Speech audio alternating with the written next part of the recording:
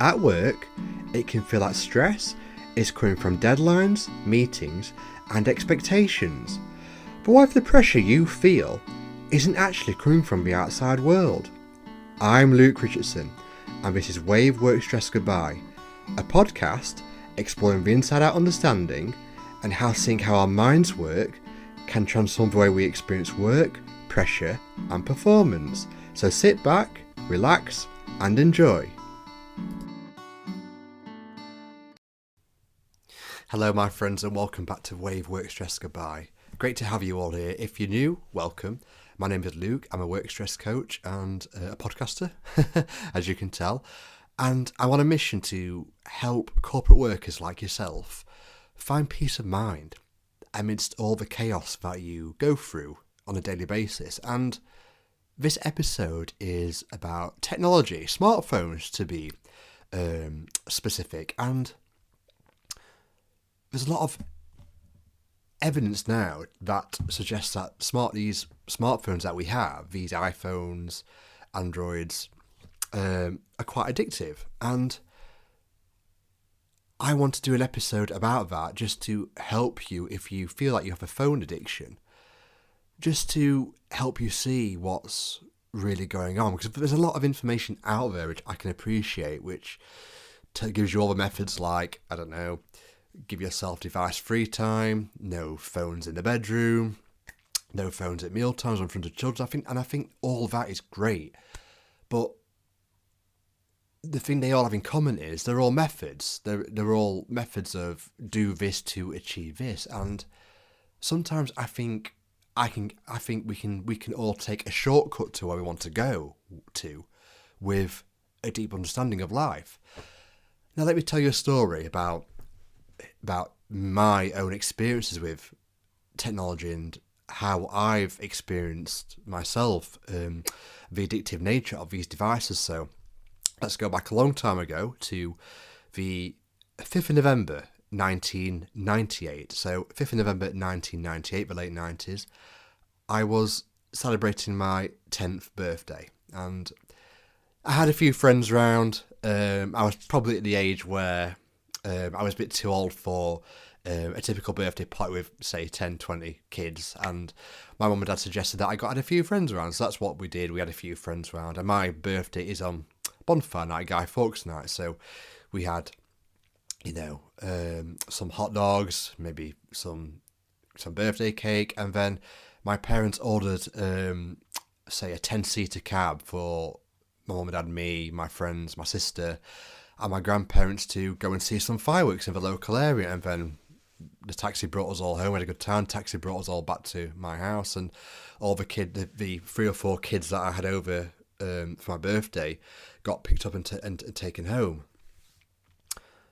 And I went to bed, and I got into bed, and my mum and dad came in the bedroom and told me that there was one more birthday present for me, and they told me to close my eyes and put my hands over my eyes, and they walked in with a PlayStation 1, and it's probably an understatement to say that the roof came off.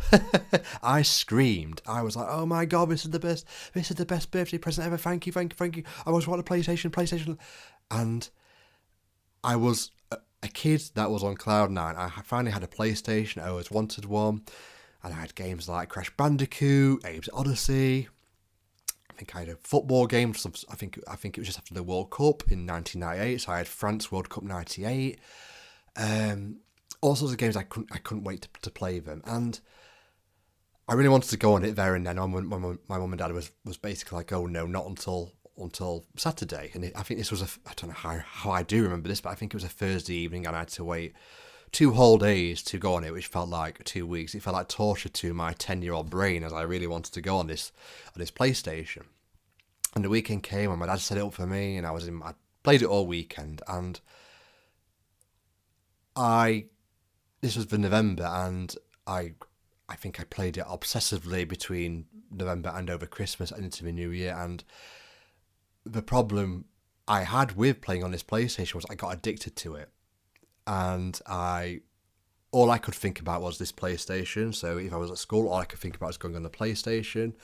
If I was a social club after school, or I could think about what's going on the PlayStation, and it didn't seem to matter where I was or what I was doing. All I wanted to do was go on the PlayStation. I didn't really think of it as a big deal at the time, being a child, but looking back, that's pretty addictive behaviour, don't you agree? If I can't stop thinking about something and feel the need to do something, then it's an addiction, like a drug, just like, I don't know, alcohol is, or any social drug is.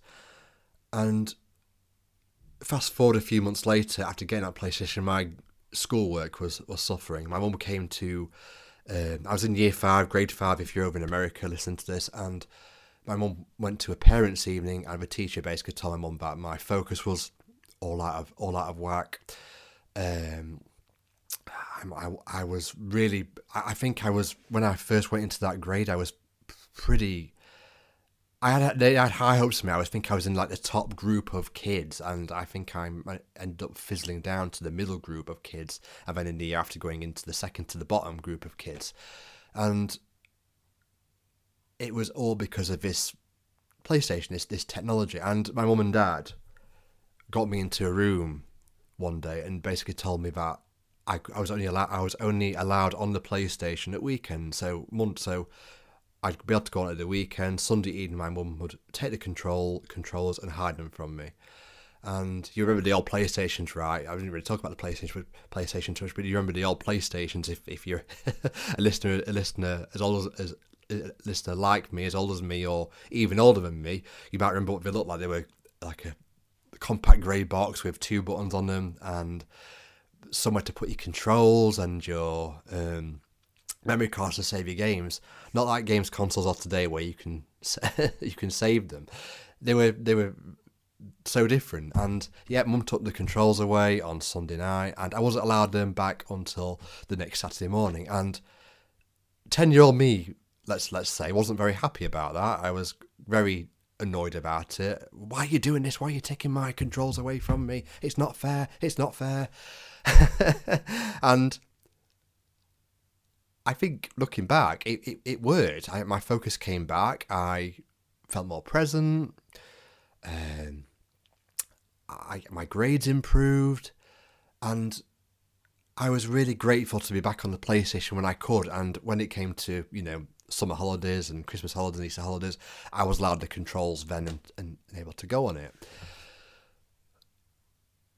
But the reason why I'm talking about this story is not to give you a history lesson of my childhood. It's just to point out the addictive nature of these technologies, of these phones, and to basically help you if you're having a hard time with your smartphone. I've just given you a story about me being a 10-year-old kid, but I'll bet there's if you're listening to this episode of my podcast, I bet there's some of those behaviours in you with your phone, and maybe your work's suffering a bit because of it. And maybe you want to use your phone a little bit less, and you want to be more present. Not just at work, but at home as well, with your spouse or your children, or just be more present for you. And I'll give you a little bit of a story about me. So I've been able to work from home in the jobs I've been in for the last, since lockdown, for the last 6 years. And naturally, you seem to hit lulls in your working day.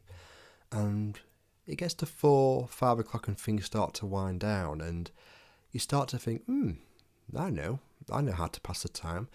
I'll just take a cheeky look at my phone and do a bit of scrolling and doom scrolling, for that matter. And before I know it, a lot of time has passed, and I'm kind of like, well, what the hell have I just done? I might have passed the time for my shift to end by looking at my phone, but what have I really achieved? What apart from look at a few videos here and there. Yeah, okay. Sometimes I go on my phone and when I'm at work, and I might do a bit of prep work for this podcast, a bit of planning work, and maybe if someone sent me an email about the podcast, I'll send them an email back. I'll do intentional things, but a lot of the time I've just been doing mindless stuff, and it got me thinking: if it can't just be me out there that is being distracted by these smart devices, and they're taking our focus away.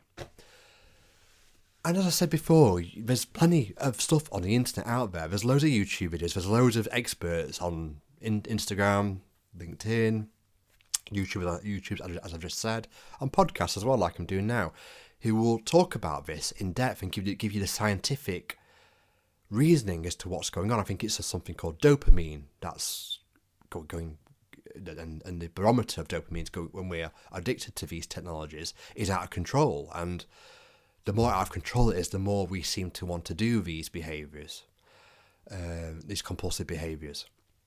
And these people, I'm not kind of disapproving of these methods, by the way. If these work for people, then great. Such as I said previous on the episode, putting your phone away at meal times, not going on your phone in front of your kids, not looking at your phone first thing in the morning and not looking at your phone last thing at night. I back all those things. I think they're really good habits to get into for us to have more productive lives that don't revolve looking around a screen every 5 seconds. However, the methods, and the problem with methods is a method might work well for me, but it might not work well for you. Just as my size shoes work for me and my size shoes don't work for you. It's the same thing. That's where methods come a little bit stuck, because they don't suit, they're not a one-size-fits-all thing. And this is where I've talked for 11 minutes now, and I want to kind of get into the spiritualness of what I do, what I try and help you see. And if you've not heard my episodes before, I'll just say it again. We are all living in our own thinking and our own thoughts. So in simple nature, I have my own thoughts and my own experiences, and you have your own thoughts and your own experiences. And let me just point out, that's irrespective of outside events. So nothing out there, so no product, no person, the weather, can't make you feel a certain way. But yet we've all been brought up to believe that's the case, haven't we? And not only that, the illusion that we see all day, every day, from the minute we open our eyes to the minute we close them at night, is so seductive and so compelling that we miss that it's an illusion. And we swear that the person who cut us up on the motorway or the highway is a bellend, and it really, really affected us on our mood. And that's the reason why we're so pissed off. And the reason why I'm in a bad mood is because the weather outside is terrible. And that's the reason why I'm in a bad mood. Oh, the sun's out now, and that's the reason I'm in a good mood. And it's innocent. We've all innocently bought into this concept that something out there can make us feel a certain way. Now let's talk about these technologies, these smartphone devices. Does a smartphone differ from what I've just said? If nothing out there can make us feel or do a certain thing, then surely that does include the smartphone, right? And think about it for a second. And when we broaden our understanding of life, of how life works, like I just described to you, then that's when we get over our addictions. And that's the way anyone gets over any addiction to anything. So that could be drugs, alcohol, fast food, ultra-processed food, pornography,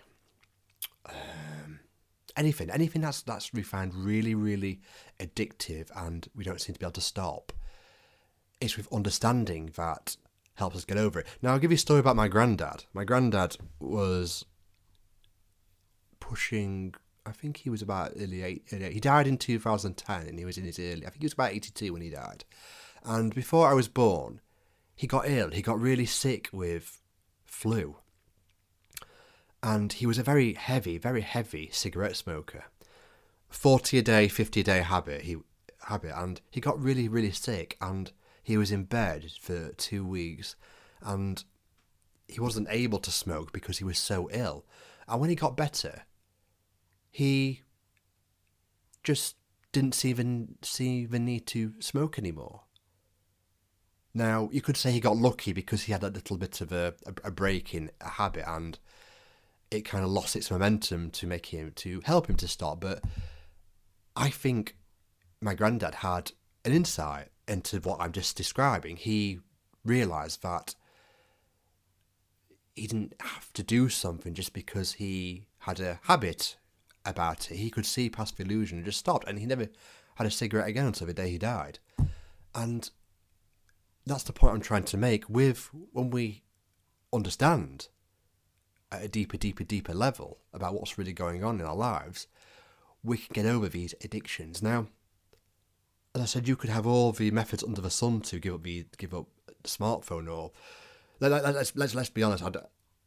When I say give up the smartphone, I don't mean give up the smartphone. Let's be honest, these technologies are here to stay. They're part of life, but we have to be pretty truthful, don't we? That there are some parts of the smartphone that are enhancing our lives. You know, it's great to stay in touch with friends. It's great to, what I'm doing. I use my smartphone to help me do this hustle I do to help you guys. I use it plenty for that as well. But when we're doom scrolling, when we're doing gambling, or, you know, if you're someone who's addicted to pornography on your phone, when you're doing all those behaviours, that's when the smartphone isn't particularly useful to us. It's making our lives worse than it is improving them. And I think with a deep understanding, you can not give up the smartphone, as I say, but reduce it to a level that you're much, much more happier with. And I was going to say something, but it's gone. Oh yeah, I think that was it. I've just come back to me now. It's it's in the news at the minute that the UK are looking heavily into stopping social media use for children under the age of 16 now. I'm not here to do a podcast about what I think about it, but I'll give you a little bit of what I think about it. I don't know what the UK government are waiting for. I think they should stop it for under 16s today. But as I say, this podcast isn't for my opinion or debate with you about what is right or what is wrong, but that's the way I think. And there'll be people out there that agree with me that should be done, and there'll be people who don't agree with me, and I respect that. Not everyone thinks the same way, which is why I do this podcast and what I've just explained, so completely respect that. In Australia, it seems to have worked pretty well from what I've heard. They seem to have swiftly stopped banned it for under 16s, and the effects have been pretty profound. And I honestly don't know what the UK are waiting for. I'm not too sure about over in the US, if that's being looked into by the governments as well, but I don't know what the UK are honestly waiting for. And I have two daughters. One is nearly 8 and the other one is almost 6, and I worry. I'll be honest, I worry about these technologies, and I worry about I worry about my kids my kids feeling like they're missing out if I don't give them a phone, or if they'll be picked on. And I worry about me, how I'm going to be able to explain to my daughters that these technologies aren't good for their young brains, and the reasons why. And I think they might find it difficult to understand, just like I found it difficult to understand when my parents took the PlayStation controls away. I think my children might not be able to understand as well that why I'm trying to protect them. I just think if the government just did the right thing, that would make the battle a lot more easier to have. And yeah, let me know. Send me an email. Let me know what you think as well, and let me know if you found this episode insightful, that you don't have to have a method to limit your smartphone use if you can just understand where your experience is really coming from. Because addiction's very difficult. Addictive behaviour fills the senses. It makes us feel. I had it a few weeks ago, I think I used my phone a little bit too much, and I was like, no, I don't want to look. I was at work at the time. I was a little bit like, no, I don't want to use my phone at the minute. I'll put it to one side, and I could feel it in my chest, the desire to go on my phone, and it really filled my chest up. And I was like thinking, what's going on there? And then thankfully I came back to what I'm trying to teach you guys about thoughts, creating feelings, and how it feels extremely real. And luckily I managed to just see past it. My body was really craving it. And that's why we find it difficult to see that we don't have to do anything for a thought or a feeling to just go past and not use these technologies or any addictive thing for that matter, because it feels so real and we feel so compelled to do something because our bodies and how it feels are pushing us to do those things. So it's really hard to see, but it's not impossible. With a little bit of understanding what I'm trying to teach you about how life flows through you, not at you by anything, as in smartphones, then you can get over any addiction, whatsoever.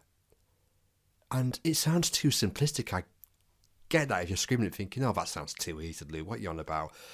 I knew someone who would give up alcohol, and he did X, Y, Z, Alcoholics Anonymous, AA, and all this stuff. And I get it, but the reason those people found it extremely difficult because they lacked understanding about what was really going on.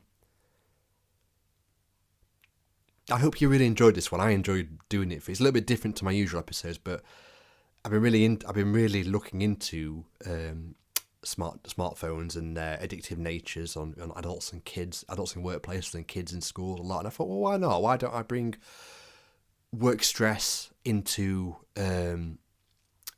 into this episode with, because let's be honest, I think when we're stressed in our job, it's getting a bit too much for us. We're looking for something to soothe it, like a baby would look for a dummy or a pacifier when they're upset.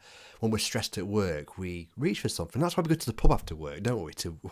I don't drink personally, but I know a lot of people do that to wind down, because they're looking for something out there to soothe their inner feeling. And if only people understood that life doesn't work that way. So when we're stressed at work and annoyed, we reach out for something to fix the problem. I've found myself working in my job and I've been annoyed in between a few tasks, a few emails. I've been like, I just need to have a 5-minute break, and 5, 10, 15 minutes later I've been scrolling my phone, and then I felt somewhat better, but kind of not better at the same time, if you know what I mean. It felt good at the time to be scrolling, but after I finished, I'm like, oh, I feel absolutely terrible after doing that. Maybe you feel that way too. So if you're someone listening to this out there who is struggling with work stress, struggling with smartphone abuse, smartphone addictiveness, and abusing your pickups or something like in the hundreds, and you're really not knowing where to turn to fix it, to fix it for yourself. Well, one, I hope this episode really helps you to improve that, because if you can see where your experience is coming from, it will get a lot easier for you. But this episode was for you, and if you want to learn this understanding a lot more deeper, then let me know what you thought of the episode. Let me know if you're one of these people described that sticks to their phone and stressed at work and just want to get off your chest, and let me know what you thought. Email me at onethoughtaaway1988@gmail.com. And who knows, maybe we get chatting, and maybe you want me to be your coach. Who knows? I offer a free 15-minute conversation, no pressure, just to see if you think I'm a good fit for you, and also for me to see if you're a right fit for me. There's no pressure with it. There's no obligation to go ahead with anything if you don't want to. It would be just something just to get to know one another, and talk about the inside out understanding together even more. You can email me at onethoughtaaway1988@gmail.com. That's onethoughtaaway. That's onethoughtaaway1988@gmail.com. And you can follow me on Instagram and LinkedIn. I've got accounts on there, which I'll put in the description below. send me a message on there if you prefer to do that with an email. That's not a problem whatsoever for me. And I've also got a free work stress guide. So all you need to do is go to the description in this podcast episode, click the link, put your email address in to receive the free PDF guide. You'll get an email from me saying, welcome, thank you for registering. Here's a PDF, and it's just basically a PDF in there about work stress and a written version of the Inside Out Understanding, which I talk about in these podcast episodes. Plenty more content in my library for you to check out. Got lots more to come in the future. Won't go on too much about those because I did it on the last episode. I really enjoyed doing this one. Hope you did too. I will see you on the next episode, and I will talk to you soon. Take care, enjoy the rest of your week, and I'll talk to you soon. Bye-bye now, bye-bye. If this episode resonated with you, then feel free to connect with me on Instagram or LinkedIn, where I share more insights on work stress, leadership pressure, and the Inside Out Understanding. You can also contact me directly via email at onethoughtaway1988@gmail.com. And if you're navigating pressure in your own career, you can download my free work stress guide using the link in the show notes. Until next time, take care, and remember, work stress might feel real in the moment, but it isn't who you really are. Thank you.